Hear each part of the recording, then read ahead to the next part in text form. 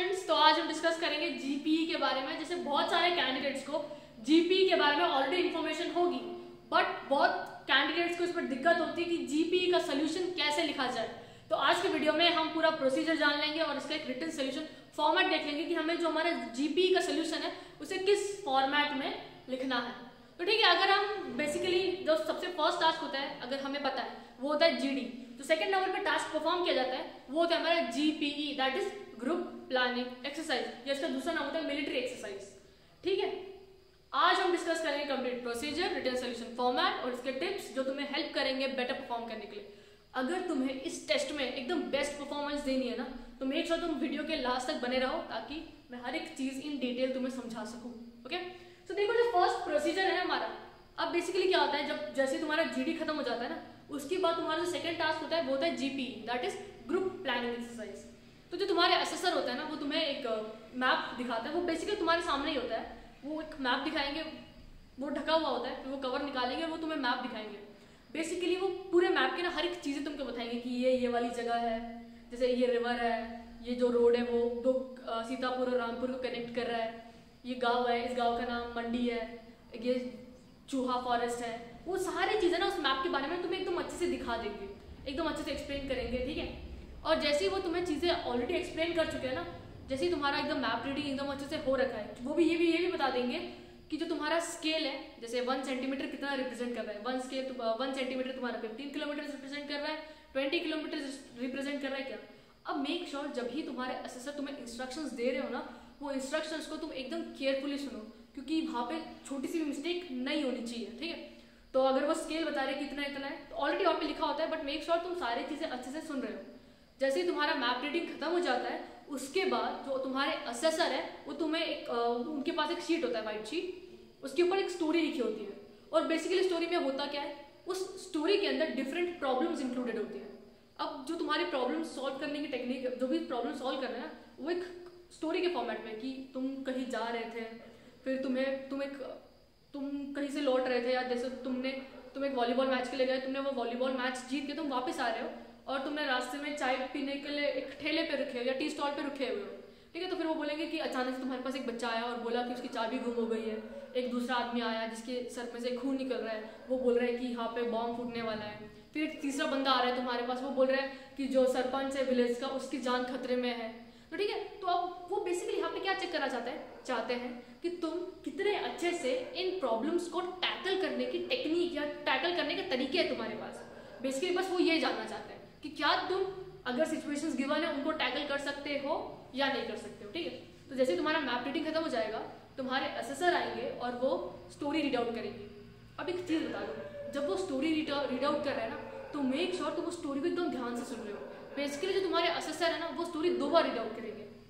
Make sure तुम first time ना story को एकदम अच्छे से समझ लो। ठीक है, अब बेसिकली जब तुम फर्स्ट टाइम स्टोरी वो असेसर तुम्हारे रीड कर रहे हैं ना वो स्टोरी, तो तुम्हें उसमें करना क्या है, तुम्हें फटाफट कि क्या प्रॉब्लम है। जैसे बच्चा भाग के आ रहा है, अच्छा बच्चा भाग के क्यों आ रहा है, उसकी चाबी गुम हो गई, ये प्रॉब्लम हो गया मेरा। फिर दूसरा, किसी बंदे के सर में से खून निकल रहा है, वो मेरा सेकंड इशू हो गया। थर्ड इशू, सरपंच की जान खतरे में, ये मेरा थर्ड इशू हो गया। मेक श्योर तुम फर्स्ट रीडिंग से ही तुम्हारे प्रॉब्लम्स छाटना शुरू कर दो।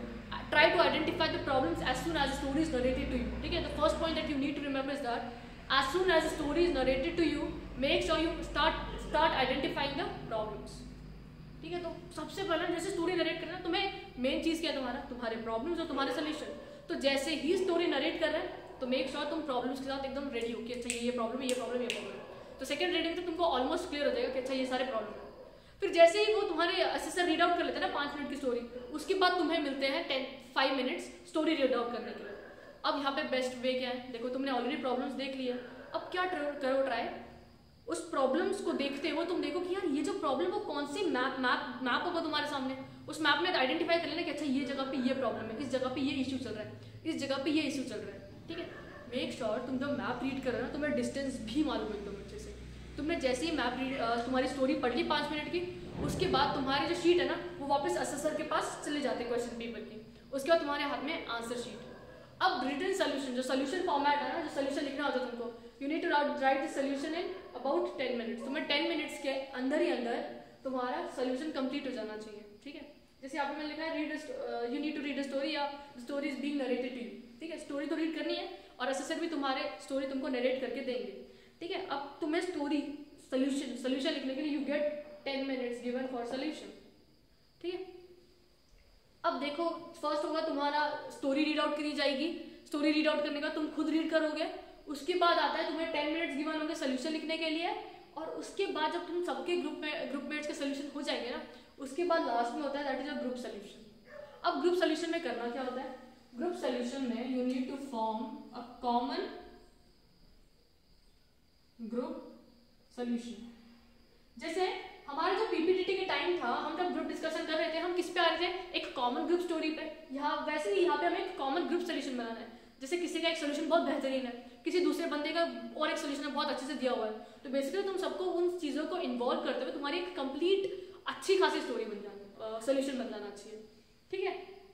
तो ये प्रोसीजर होता है, 10 मिनट्स आर गिवन, तुम स्टोरी रीड करोगे, तुम्हारे असेसर तुम्हें रीड आउट करेंगे स्टोरी, उसके बाद you need to form a solution. After once you have formed your solution, then a group discussion takes place, and in the group discussion you need to form a common group solution, ठीक है।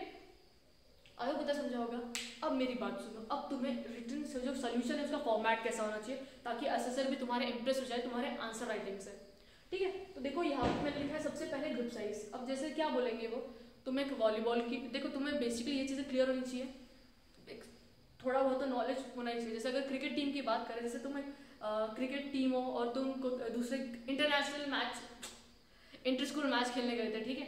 अब inter school match खेलने जाए, तुमको पता है कि यार क्रिकेट टीम में 11 प्लेयर्स तो होते ही होते हैं, मैक्स अगर एक्स्ट्रा होंगे तो 4 या 5 हो जाएंगे वो, ठीक है। तो ट्राई करना कि तुम ऐसे नहीं लिखो कि हम बस 10 प्लेयर्स हैं, तुम्हारा वहाँ पे कॉमन सेंस भी चेक किया जा रहा है, राइट।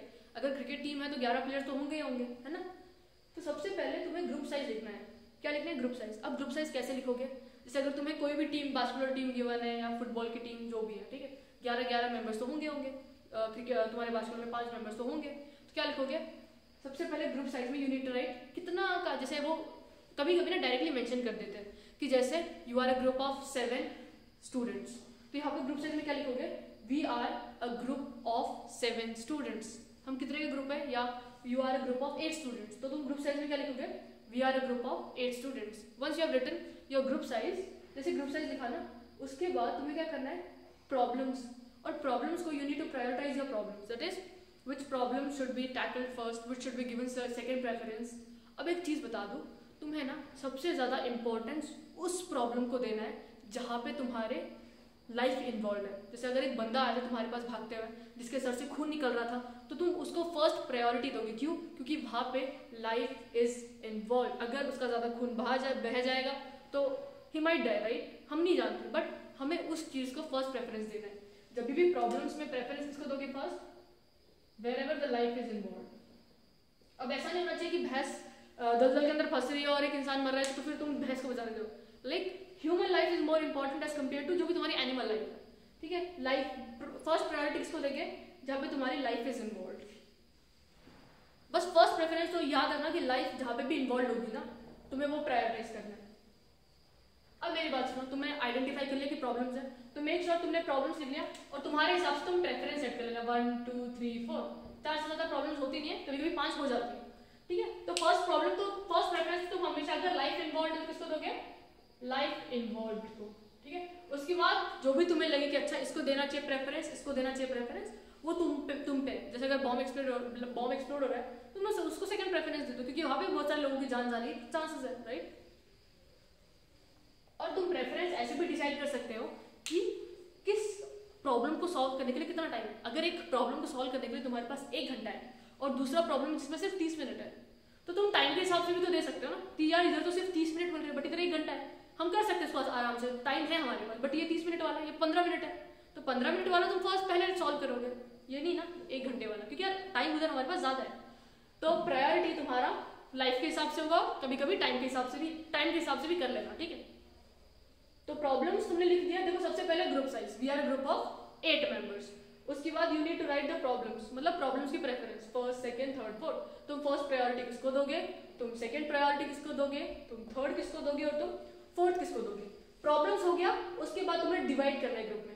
अगर तुम्हारे यहाँ पे कितने प्रॉब्लम्स है, 4 प्रॉब्लम्स है, राइट। अगर छोटा प्रॉब्लम है तो एक बंदा भी सॉल्व कर सकता है। जैसे एक बच्चे की चाबी गुम हो गई थी, तुम 2 बंदे जाके वो चाबी ढूंढ लो, ठीक है।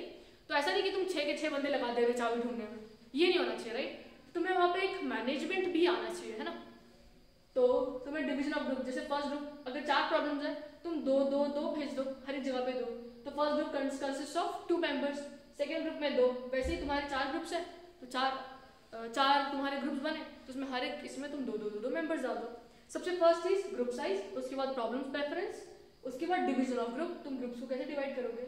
अब एक बहुत इंपॉर्टेंट चीज तुम्हें याद रखनी है, जब तुम वो रीड करोगे ना तो तुम्हें वहाँ पे स्टार्ट टाइम गिवन होगा कि तुम कौन से टाइम पे स्टार्ट करने वाले हो और तुम्हें कितना टाइम अलॉटेड है। जैसे अगर तुम 4 बजे स्टार्ट करो तो तुम्हारे पास 6 बजे तक का ही टाइम है, क्योंकि 6 बजे के बाद तुम्हें कहीं और जाना है, ठीक है। तो जब तुमने group size, problem preference, division of group लिख दिया, उसके बाद तुम स्टार्ट टाइम और स्टार्ट लोकेशन लिखना कि किस पॉइंट पे। जैसे अगर हम टी स्टॉल पे बैठे हुए थे, राइट, तो हमारा जो स्टार्ट टाइम है वो 4 बजे का है और हमारा start location is tea stall. अगर हम सब टी स्टॉल पे बैठ के चाय पी रहे हैं तो हमारा स्टार्ट लोकेशन क्या होगा, टी स्टॉल, राइट। इतना लिख दिया। उसके बाद तुम्हें जंप करना है सोल्यूशन पर। तुम बीच में एक बहुत इंपॉर्टेंट लाइन भी ऐड कर सकते, that is we will execute all plans simultaneously, ठीक है। ये बहुत ठीक है, क्योंकि सारे टास्क, अगर तुमने ग्रुप्स क्यों डिवाइड किया है, ताकि सारे टास्क को एक ही साथ में हम निपटा लें। ऐसा नहीं ना कि अच्छा यार छोटा टास्क है मैं थोड़ी देर से करूंगा, ऐसा नहीं होना चाहिए ना। इसीलिए कहते हैं कि हाँ भाई तुम हर एक चीज की तरफ इक्वली डिवाइडेड हो। वी विल, अगर तुमने ग्रुप्स क्यों डिवाइड किया फालतू में, अगर तुमको कोई टास्क लेट ही करना है तो फिर ग्रुप की क्या जरूरत थी। तो मेक श्योर तुम ये भी पॉइंट ऐड कर दो कि we will execute all plan simultaneously. जैसे 2 बंदे इधर चले गए, 2 बंदे इधर भाग गए, 2 बंदे इधर भाग गए, 2 बंदे कोई और चीज को टैकल कर रहे हैं, ठीक है। तुम ये पॉइंट ऐड कर सकते हो, ओके। उसके बाद आता है सोल्यूशन। अब तुमने प्रॉब्लम्स आइडेंटिफाई कर ली, तो प्रॉब्लम है। अब देखो तुम जब भी सोल्यूशन लिख रहे हो ना, तो मेक श्योर जो तुम्हारा प्रॉब्लम का सोल्यूशन है ना वो 3 से 4 लाइन से ज्यादा नहीं जा रहा है, ठीक है। और ये भी याद रखना कि जो तुम्हारे टी स्टॉल से वो डिस्टेंस कितना है, उसका डिस्टेंस लिखना और टाइम भी लिखना उधर कि तुमको यहाँ से लेके वो डिस्टेंस ट्रैवल करने में कितना टाइम लगेगा और फिर वापस रिटर्न होने में भी, ठीक है। तो तुम्हारा प्रॉब्लम है जैसे मैक्स 3 to 4 लाइन्स। अगर किसी के लाइफ इन्वॉल्व है तो तुम या तो उसको पास वाले हॉस्पिटल में लेके चले जाओ, या तुम्हारे पास फर्स्ट एड होगा ही होगा, क्योंकि अगर तुम मैच खेलने जा रहे हो तो फर्स्ट एड बॉक्स तुम्हारे पास हो गई। अगर ज्यादा रिस्क नहीं है तो फिर तुम फर्स्ट एड बॉक्स यूज कर लो। अगर तुम्हें लग रहा है कि यार लाइफ खतरे में है तो you can take that person to the hospital, as simple as that, right. तो देखो जो भी तुम्हारे प्रॉब्लम्स है ना, problem A, problem B, problem C और प्रॉब्लम डी, वो हर एक प्रॉब्लम के ना मैक्स 3 से 4 लाइन से ज्यादा नहीं होनी चाहिए, ठीक है। और मेक श्योर तुम हर एक इसमें ना ये बताओ कि कितना डिस्टेंस ट्रैवल करना है और कितना टाइम हमें लगने वाला है, ओके। जैसे ही तुम्हारा ये प्रॉब्लम हो जाएगा, अब देखो अब तुमने 2 बंदे ईस्ट में गए, 2 बंदे वेस्ट में गए, 2 बंदे नॉर्थ में गए, 2 बंदे साउथ में गए। अब तुम्हें एक वापस जाना तो होगा ना घर, या जहाँ पे भी तुम्हें जहाँ पे भी तुम्हारा सेलिब्रेटिंग पॉइंट है ना। अब देखो इधर तुम्हें एक लिखना होता है मीटिंग पॉइंट। जैसे अगर 2 बंदे नॉर्थ में गए, 2 बंदे ईस्ट में, 2 बंदे वेस्ट में चले गए, तो तुम क्या करोगे, तुम एक बीच वाले पॉइंट पे मीट करोगे ताकि तुम सब वहां पे आके मिलो और फिर तुम तुम्हारे डेस्टिनेशन की तरफ आगे बढ़ो। क्योंकि तुम्हारा मेन एम यहाँ पे प्रॉब्लम सॉल्व करना नहीं है, तुम्हारा मेन एम है जो भी तुम्हारी चीज है। जैसे अगर तुम क्रिकेट मैच खेल के यार तुम जीत गए तो तुम्हारा सेलिब्रेशन होगा, तुम्हारा विक्ट्री को सेलिब्रेट किया जाएगा तुम्हारे स्कूल में एट 7 o'clock। तो वही उसी 7 o'clock you need to be at that place, right, school में कहीं पे भी। तो हमारा एम क्या है, our ultimate aim is reaching our destination, that is our school to celebrate the victory. तो मेक श्योर हमारे एम प्रॉब्लम सॉल्व करना नहीं, हमारा एम है हमारा सारे प्रॉब्लम सॉल्व होने के बाद हम हमारे डेस्टिनेशन की तरफ जाए, ओके। तो जब तुमने प्रॉब्लम लिख दिया, देखो हर एक प्रॉब्लम को 3 to 4 लाइन्स बता देना, डिस्टेंस कितना लगने वाला है, टाइम कितना जाएगा। प्रॉब्लम सोल्यूशन लिखने के बाद मेक श्योर तुम एक मीटिंग पॉइंट बना दो। जैसे मेरे केस में मैंने बता दिया, जैसे टी स्टॉल से स्टार्ट किया था, हम टी स्टॉल पे मीट कर रहे थे क्योंकि वही सबसे नियरेस्ट पॉइंट था हम सबके लिए। तो मैंने बोला we all will meet at the tea stall, और इसके बाद हम हमारे स्कूल की तरफ चले जाएंगे। और फिर देखो इधर एम और टाइम क्या लिखा हुआ है। एम मतलब जैसे अभी तुमने लिख दिया meeting point, we all will meet at tea stall and after that we'll move towards our school and we'll celebrate our victory, ठीक है। तुम्हारा एम क्या है, your aim is reaching the school, right, जहां पे भी तुम्हें जाना है, reaching the point at the end, है ना। जैसे हमारा था, हमें स्कूल में जाके सेलिब्रेट करना था, तो मैंने लिखा था एम में कि we'll reach our school by 7 o'clock and we'll celebrate our victory, as simple as that. तो मेक श्योर एम और टाइम बहुत इंपॉर्टेंट चीज़ है। तुम प्रॉब्लम्स में उलझे रह गए, तुम हर एक चीज़ को यहाँ पे एकदम अच्छे से टैकल करना है। पता चला तुम यहाँ पे प्रॉब्लम्स कर जा रहे हो, तुम्हारे स्कूल वाले तुम्हारा वेट कर रहे हैं, ये नहीं होना चाहिए। तुम हर एक चीज़ को इक्वल इंपॉर्टेंस दो। तुम्हारे प्रॉब्लम्स हो गए, तुम अराउंड 6 o'clock निकल गए तुम्हारे स्कूल के लिए, तुम 7 o'clock तक स्कूल में पहुँच गए, तुम अपने विक्ट्री को भी सेलिब्रेट किया। तो एम और टाइम मतलब we will reach our school by 6 o'clock, ठीक है, we'll reach our school by 6 o'clock। School तुम्हारा एम था, टाइम तुम्हारा 6 o'clock था, दैट इज 6 o'clock तक तुम्हें स्कूल में रहना था, जो भी तुम्हें टाइम टेबल होगा। होप तुम्हें जो सोल्यूशन है ना एकदम अच्छे से समझा होगा।